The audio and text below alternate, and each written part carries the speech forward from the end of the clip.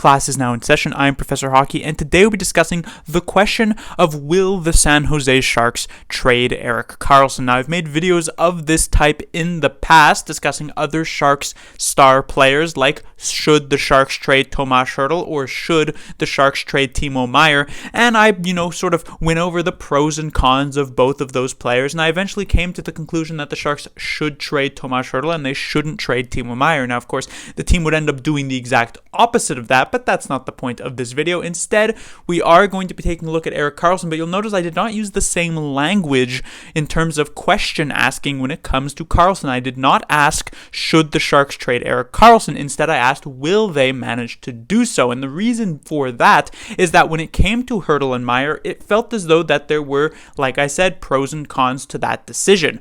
But when it comes to Erik Karlsson, it feels as though there's only entirely pros, meaning the Sharks absolutely should, if they can, move on from Erik Karlsson. And the reason being for that is that, when we take a look at, let's say, Timo Meier, he was a pretty young player, and he would be still in his prime, or at least near his prime, when it came to the Sharks actually being competitive again. Meanwhile, Erik Karlsson is already over the age of 30. The Sharks are likely not to be competitive at least for another couple of years, and if they draft Matvei Mishkov in the upcoming draft in just over a week, that will push that competitive window back even further to at least 3 years from now, which means at best, Karlsson can be on this team and when they are competitive in the final year of his deal. That's just one season. At that point, he will be literally the oldest he can be on that contract, which means you're probably not going to get a 101-point season. To me, if I take a look at Erik Karlsson's game, it doesn't necessarily age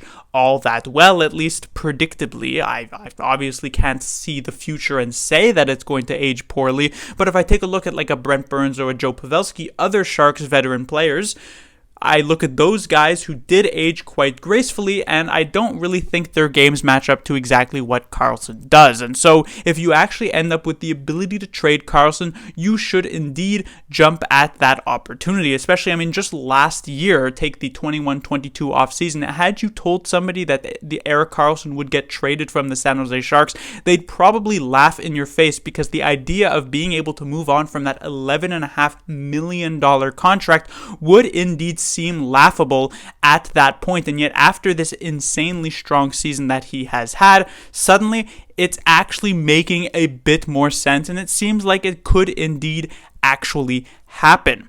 And so indeed, we move on from the question of should the Sharks trade Karlsson to will they manage to actually do so.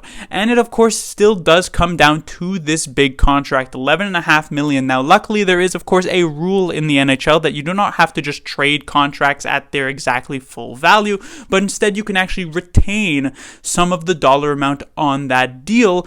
And so the team that you're trading him to will end up paying technically less for that player. So it is reported in the news that the Sharks and Mike Grier are looking to retain around $2 million on that deal, making it so that Karlsson would be a $9.5 million player.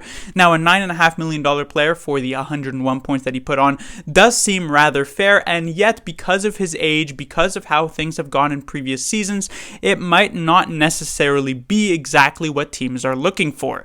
The maximum amount that you can actually retain on a contract is 50% of its value, which means technically the Sharks could retain $5.7 million or $5.75 million if they really wanted to. Now, this seems like a pretty crazy suggestion, especially since Karlsson has 4 years remaining on his deal. To just be paying nobody $5.7 million and it just being completely dead cap for 4 years seems like a pretty crazy suggestion. But here's the thing.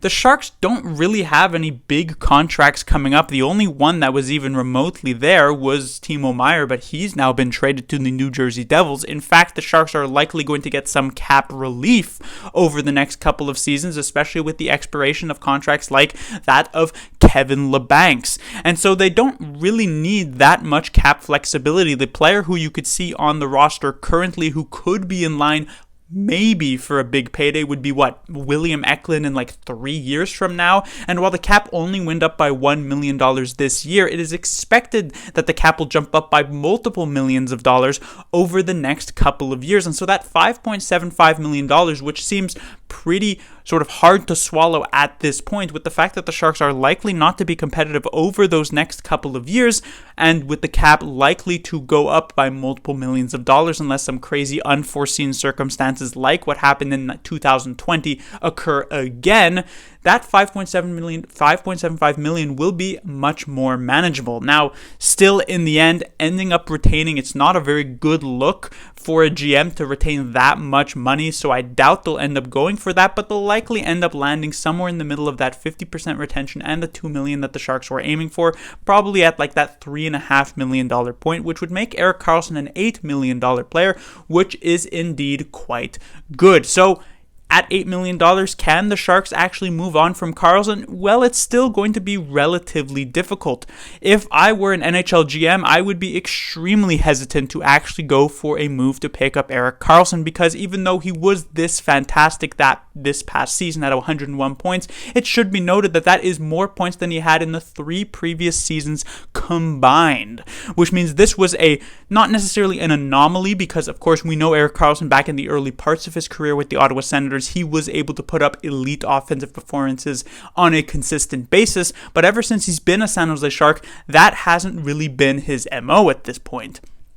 On top of that, while he did play a full 82-game season this past season, in the previous 4 years with the San Jose Sharks, he didn't even come close to playing a full 82-game season, which means he is a relatively injury-prone player, and this may have just been an exception to that rule over the 22-23 year. And so, if I'm that GM, you don't necessarily want the clock to strike midnight if you're paying him even just that $8 million for the next 4 years.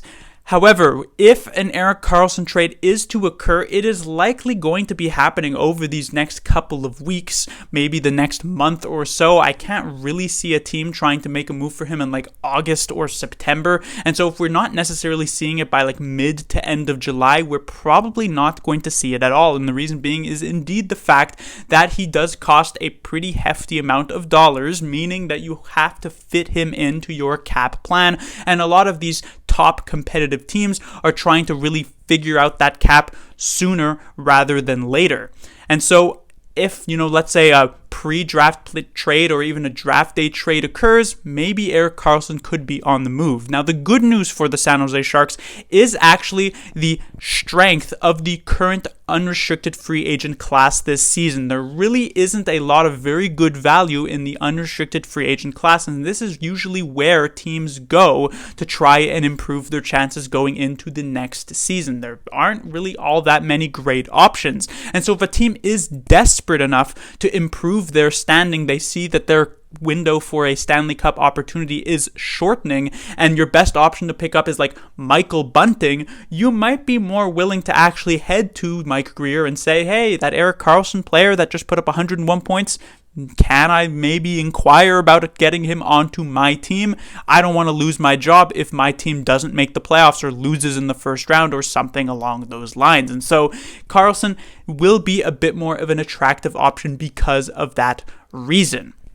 Now, of course, the obvious way to end a video like this would be to try and predict exactly what type of value the Sharks could get back in an Erik Karlsson trade. I did exactly that in my Tomas Hertl video, in my Timo Meier video, but those were much more straightforward. It was quite obvious that in return for Timo Meier, the Sharks would get a first-round pick. They'd get at least a pretty good prospect. They'd likely get other draft picks in the draft, maybe even a roster player, depending on if Mike Grier wanted him, because indeed there really wasn't much risk in acquiring Timo Meier.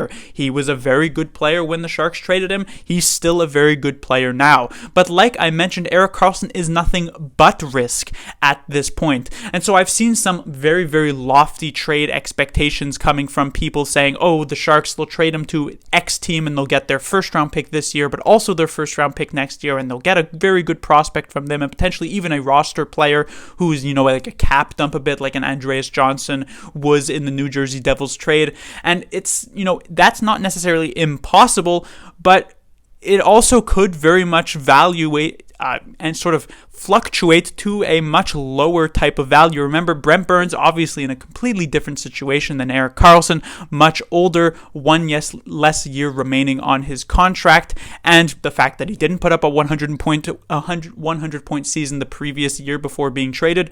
But it should be noted that people thought Brent Burns had a good amount of value still, and yet he ends up getting traded for a third-round pick, a fourth liner, and an okay goaltending prospect. So it just goes to show that when it comes to these older players, these more risky players, and these players with massive contracts, even with some salary retention, actually getting, elite value out of those players is not that fantastic. And so if you're Mike Grier, you don't want to just be listening to offers. You want to be going out and trying to find those offers.